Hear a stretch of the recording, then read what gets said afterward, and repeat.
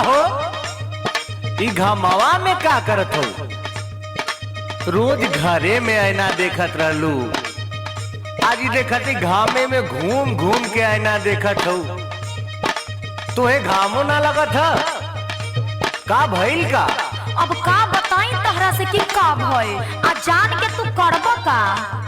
अरे भाई करे लायक रही तो करी आदमी ना, तू बतावा त।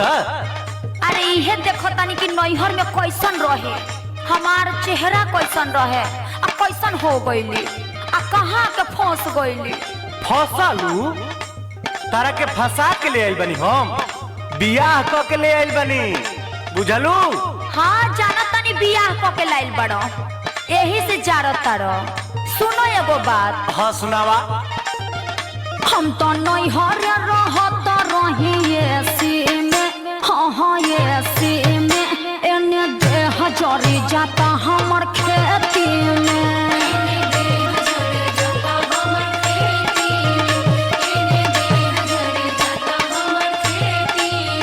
हम तो नैहर रहत रही एसी में, हाँ एसी में, एने देह जरी जाता हमर खेती में।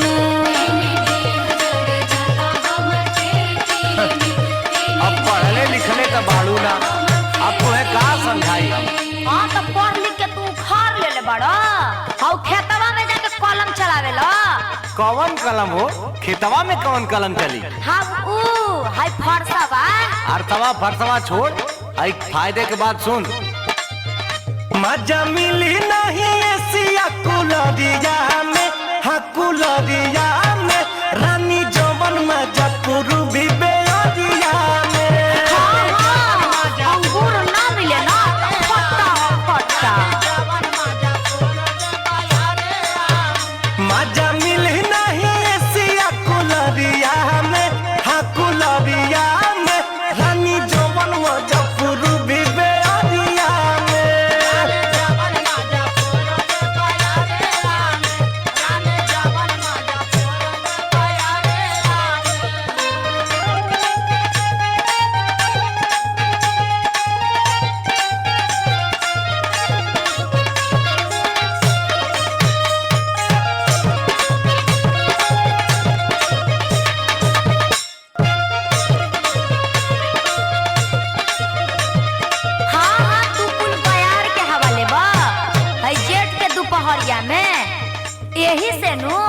यही से तारा घर में एसी कूलर फ्रिज पंखा छोड़ के खटिया चटाई पटरी सब बरले नु बा।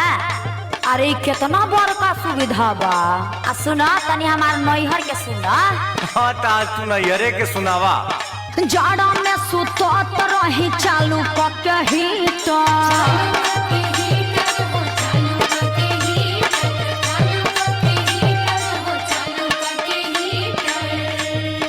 गरमी में ठंडा पियत रही 2-2 लीटर।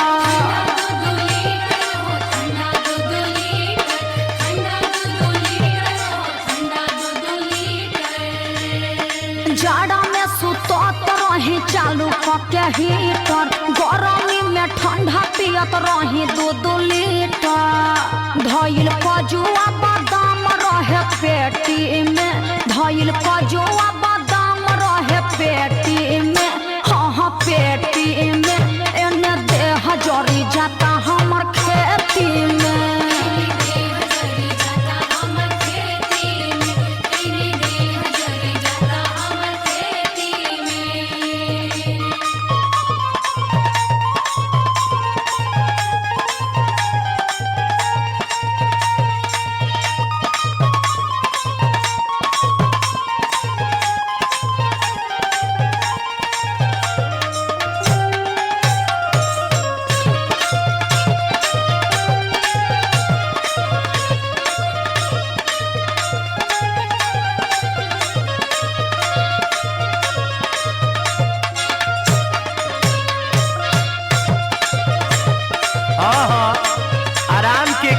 लगेला। अब वही आराम करा, बाद में डॉक्टर अपन काम करी। यही से ना कहलू जी हमके चक्कर आवत है, हमार गोड़ थरथरात है, ए जी हम गिर जा, ई सब आरामे के दिन हो। अच्छा तो हमार तबीयत खराब होला तो तहरा मजा मिलेला? अरे मजा हम का ले, मजा तो डॉक्टरवा लेला ना। खाई के मोटाइलू ना काम कुछो कइलू,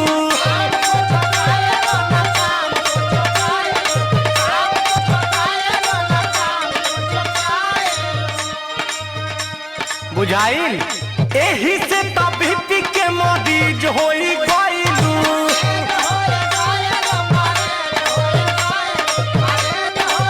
अच्छा तो एक बार दो बार डॉक्टर से का दिखा देली तहर फाटे शुरू? अरे अरे का फाटे रे? माथा छाती कलेजा कुल और का?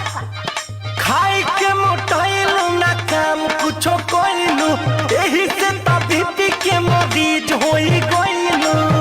मजा मिले ना मोटा की शरीरिया में, मजा मिले ना मोटा की शरीरिया में, हाँ शरीरिया में जौन मजा मिले पतरी को मोरिया में।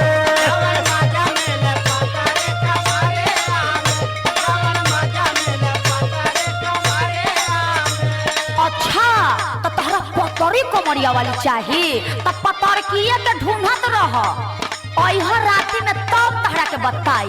ना ना तू अब मोटा का ले आई? काजू ले आई, किशमिश ले आई, छोहरा ले आई, एक बोरिया ले आके रख देतनी। अब खा खा के खाली मोटा, दाल भात तो तू छोड़िए दो ना। काहे बढ़ल ह सुन, बीपी बा बढ़ल हमर टेंशन के मारे।